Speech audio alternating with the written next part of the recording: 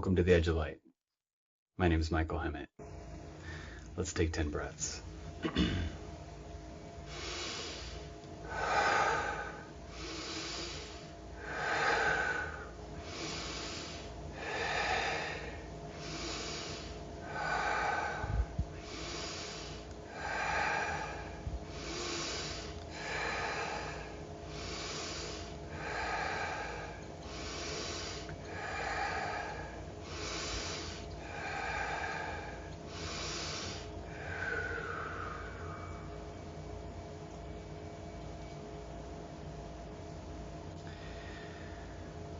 So, today, I have a topic that was brought up by Elena from Los Angeles, and I just like to say I'm really happy about this because I had talked about karma previously in a cursory kind of, somewhat superficial sense. I just kind of touching on topics here and there, skimming, and then whatever's interesting to everyone else, like I'm happy to engage that further. So in this case, she asked about specifically karma and consequences, and I think that that's actually it.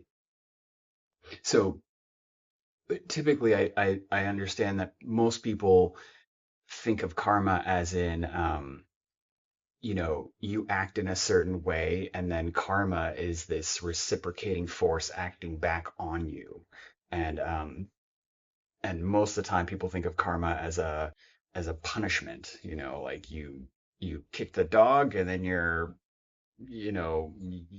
house burns down. I don't know, something. Um, but that this is the law, the universe, policing you. But I don't, obviously I don't agree with that from my previous statements, but um, not only that there's that, but karma is not, it's not positive or negative, it's neutral. It's a reflex on the environment. So but when we talk about karma with consequences, there's there's an implication here that I feel like is underneath that understanding, and that's really what I want to get to. So if I am mean to somebody, and then as this outward expression, like let's say I were to strike somebody, or I steal from them, or I cheat them in some way, I do something that is that's aggressive, and then at some point later, aggression comes back to me. So the way that that understanding is is coming from, I believe, a principal understanding that the physical world is here, we act on it, and then the physical world just bounces stuff back to us. Um, and so, what I would like to suggest is that the physical world is actually like the last component of the system to be updated. And what I mean by that is, like, if you have um, if you have a sense of aggression in you, if you have an unresolved trauma, if you have like an anger or resentment, or if you have a loving, generous, kind way in you, then you're not only going to act that way outwardly, but people that are noticing this about you and receiving that about you, they're going to act in kind. And so you might think, oh, because I was nice to this person, then this other person's going to be nice to me, and that's karma. I would say that is discounting this underlying aspect. So um, it's really the internal state that informs the external, the physical world around you. And so why is that so important to make that distinction? It's so important because a lot of things happen in the physical world that we are not in control of. And when I say we, I don't mean like the universal self. I mean the individual self. Things happen. Other people make choices that impact our lives, and we can protest and or resist or appreciate or accept it, and so on and so on. But essentially, we are in a dance with all the other people around us. But internally, we are the unopposed sovereign. So if I if I want to choose to be kind to everybody, um, that's just that's just my choice, and then that becomes the law. There's no discussion, there's no democracy in it because there's only me, right? Um, and so by understanding that it's the it's the internal world, universe, the mind of the self that is informing all these outward expressions, that it's so important because it's very empowering, I think, to see it that way, because then it's like, you're not at the whim of some cosmic police. You're actually just um, setting a threshold, or like not a precedent. What's the right word? Um, you're setting the vibe. You're setting the vibe for yourself. Do I want to have a joyful day or do I want to have a miserable day? Because I can be pleasant with other people, and I can seek out people that are also in that same vibe, level of consciousness, whatever you want to call it. Um, but if you want to go in the other direction, then you can just seek out people that are wanting to be confrontational, and go enjoy that. Don't include me, obviously. I'm not interested, but I'm sure someone is. Um, so, so that's why it's really important to understand that um, it's the internal state that informs the external. Now, one way to understand that, I think that because this is not just like a mental trickery in order to like feel empowered. There's a fundamental reason why I believe that this is not only helpful and empowering, but also very accurate. And the reason why is because essentially there is only the mind. You know, everything happens from, to, and within your mind. We like to think of the hand as like this separate thing, but really my experience is occurring in my mind. It's just projected outward in a three-dimensional construct that makes it seem like the solid universe around me. Now, whether or not there is um, uh, a physical world outside of my awareness, um, Adyashanti, a favorite teacher of mine, would just describe that as a spiritual cul-de-sac.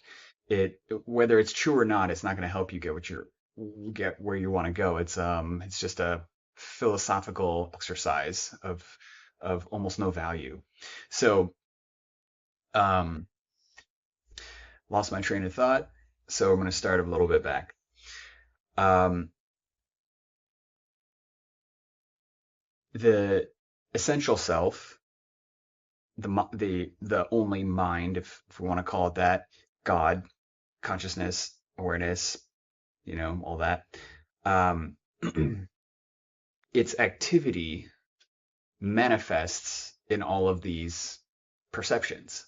So when you see it that way, that the body and reality as we experience it is a manifestation of the mind, as opposed to a traditional materialist perspective that the mind is a phenomenon of the body and of physical reality.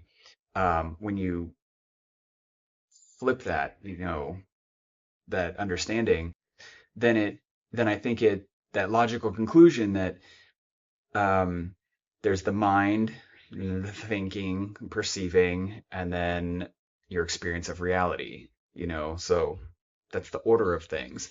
And so when you change something here, then it propagates the effects downstream.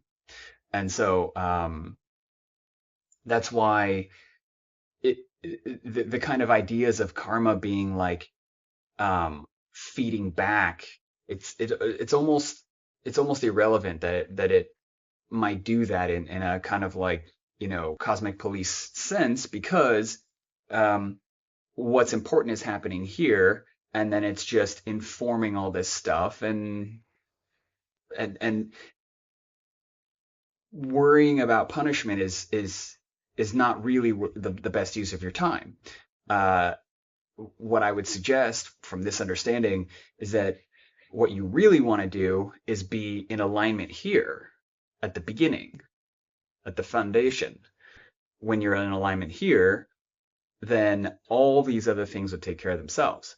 Now, what does that mean to be in alignment? Well, what what would you consider? And what comes to mind is those bracelets, those WWJD. What would Jesus do? Um, and uh, like when you think of yourself being in full alignment, I'd be surprised if people didn't have an intuition of what that feels like or what that looks like. You know, does being in alignment mean that you get frustrated easily? Probably not. Does being in alignment mean that you feel like you're moving smoothly with the environment around you? Probably. We just have an intuitive sense of what being in alignment is, and how it feels, because I think everybody's been that way at some point, for various reasons. And so it's that internal awareness that's going to guide, like, do I feel tense right now? Okay, well, is that in alignment? Well, probably not, because I want to be relaxed. I want to be open. I want to be fluid. And so, take 10 breaths, right? Relax the system, and then just allow that subtle relaxation to inform how you engage with people. So, anyway, I guess that was a long way of kind of saying karma and consequences. To tie those two together is to assume that the physical world is separate from yourself and it informs you, it acts upon you, as opposed to your internal self, your mind, an awareness that working in alignment with itself informs everything downstream. And that's really where I would suggest paying attention to. So, um, but now, ironically, I'd like to totally switch gears on my, last whatever 15 minutes on the karma concept and talk about humility as it relates to karma. So, um, I think in my anecdotal way of observing my life that the universe, God, and her divine wisdom, um, has a way of um, getting us into this sense of humility by getting us into situations where we can see the other side of something. And I've just noticed that a bunch where I may have a judgment against somebody. Like, and a good example for me is driving. So I'll see somebody, we're just driving on the road, and I'll see the car in front of me kind of, like this. I'm like, oh, this person is a whatever, and they should be more careful, right? Well, at some point later, and when that occurs, I might think to myself, that was judgmental, but they're being reckless, and how dare they? Well, at some point later, um, I might be eating, might be like I get a like my phone goes off or something, or maybe there's something in the road. Any number of things could happen where I make this maneuver, and and then when I do that, I'll remember back to when I was judging somebody, and it brings a sense of humility because um, without knowing the full story, I made a judgment on somebody. And then now, being on the other side of that, I can see that, oh, well, there was a reason. It might not be a good reason, might be a great reason, who knows? But there's always a reason. And it brings that sense of humility. And I will also say that sometimes they are small lessons that are like, oh, huh, that's cool. And sometimes they're kind of tough lessons. Like, if I judge somebody, and I guess this is the way it always kind of seems, is like I make judgments against people that, y- you know, I don't know why I would do that necessarily, besides, you know, feeling good about myself or being smarter than people or why we judge to create a separation between ourselves and someone else, like I'm better than you, or I'm smarter, I'm more aligned, I'm more something.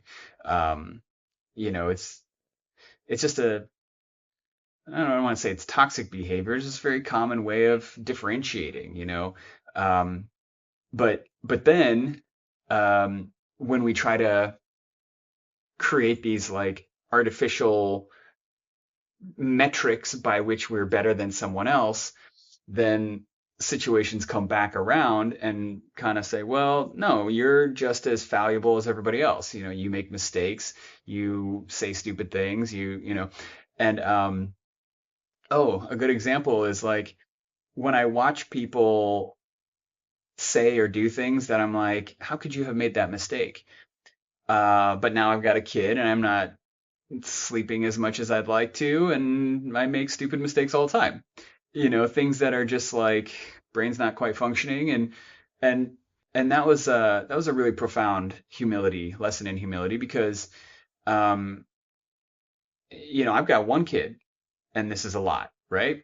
A lot, there's people, that have multiple kids. Some are single parents, which is, I can't even imagine. It'd be much, much more difficult. Um, and with work and maybe they've got health issues. I mean, there's a million reasons why people make mistakes, and to judge them for that is, you know, they don't, you probably know you're judging them. It's not doing them any good or bad or anything probably, but it creates, for the person doing the judging, it creates this delusional sense of importance that separates you, and that's unhealthy. So these lessons in humility, I um, some are easier than others, and there's that, but they're always valuable because anything that's going to get you away from a diluted sense of self-importance is a good thing. Um, and why? So because the sense of self-importance underlying that idea is um, is the separation of the self. So you can only have a sense of self-importance in relationship to something, right? Um, if there was only one apple that had ever existed in the universe for some reason, how would you know if it was a good apple or a bad apple? You wouldn't, right? But if there's two, you say, well, this one's better than that one. You see what I'm saying? So only by differentiating and seeing a separateness, which is a fundamental error in perception, it's a denial of the singular supreme consciousness.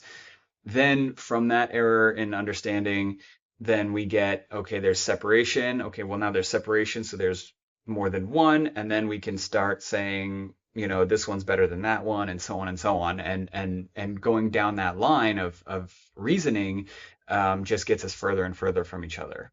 And I would suggest that that's not the way to go. That you're actually benefited, we all are collectively benefited from, instead of separating us and all that, that we come back together. Now, it's important at this point, I think, to talk about the difference between judgment and discernment, because as I'm sitting here, obviously I can see different colors and I have different people in my life, and I'm not suggesting that everything is indistinguishable. That's ridiculous. Um, but but what makes it um, what makes the important difference between judgment and discernment is the emotional content of the activity of that perception.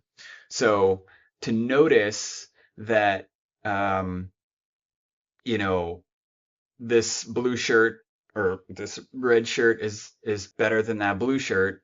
Um, well, this is a red shirt, that's a blue shirt. That's a discernment. But this shirt is better than that shirt. That's a judgment, right? And depending on the context of the judgment, it could have uh, a minimal emotional content, or it could be a devastating emotional content. Like, my country is such and such, and our neighboring country, who is our sworn enemy, they're something else, or my religion versus your religion, or my basketball team versus your basketball team. There can be enormous emotional content in the judgment. Um, and so that's why, you know, going going through that exercise of judging people and creating the separation and encouraging this emotional content to create barriers in between you and your circle, creating that inner outer um, conflict is not great. So anyway, there's a little bit of a rant there, as if all of this isn't a bit of a rant. Um, I just have one more note that is kind of unrelated. Um, I think that something that I spoke about in the previous episode was martyrdom, and there's something that I just wanted to add to that, which is you you cannot you cannot save anybody when you're drowning, and I think that people, in order to distract themselves from their own suffering, will go out of their way to become a rescuer of someone else, and their circle or their own perception might say, like, what a good person I am. And I'm not discouraging. I'm not disagreeing. Helping other people is a good thing, but it should never be at the cost of your own well-being. And the reason why is, as I was saying before, is that you actually, even in this moment, if you suffer to help somebody, in the bigger picture, you you are minimizing your overall contribution because of redirecting your attention outward instead of inward. And I'm tying this into the understanding that there's the mind, and then it informs the thinking, and then informs physical reality, because um, the I would say that the greatest gift that you can give to the world, to the universe, is your own healing, is to get fully aligned with yourself, the self, and let that supreme consciousness inform how you interact with other people. Um, because until you do that, your these these errors in understanding are going to be diluting your ability to love other people. I mean, that's isn't that what we're all here for anyways, to love and appreciate and have a great time, I know some people think, the earth is like a intermediate, like kind of prison thing and some kind of galactic whatever. I mean, obviously from my voice, you could probably tell I don't subscribe to that. Um, I understand that God consciousness manifests of itself, which is essentially love in this way, and the expression of that reconnection and understanding of that manifestation is to love each other. So um, the most appropriate thing to do is to align ourselves with that love and then let it flow through. So if we are still in conflict with ourselves, it doesn't it doesn't essentially it's not the most efficient way to come back to helping humanity by going out and helping someone else as we are wounded, but to heal those wounds and then to do whatever you feel guided to do. Now, I would also suggest that um, you know a healed person to higher and higher degrees doesn't mean that they become a healer on Instagram and try to sell you their book or whatever. Um, I think that there are tons and tons of people that just go about what would seem to be from the outside a normal life, but they're just good, decent, kind people, and it's awesome. I love to see that. Because in fact, um, if you have to do something that convinces other people that you're a good person, there's probably work to be done there. So there's an irony to that. But if you just are nice to everybody, it's not a matter of just being nice. If you act with love and kindness towards everybody, um, that's going to do more for them and yourself than than any kind of like spiritual activity. And when I like, spiritual activity of, smudging somebody or, wearing a special outfit, that indicates how enlightened you are. So, yeah, I just kind of had to make it that little jab because I see that quite a bit. But yeah, so back to the beginning. I love it when people write in something because I do tend to skim through and probe and pick around, but anything that's particularly important, let me know and I go back and go deeper. Thank you.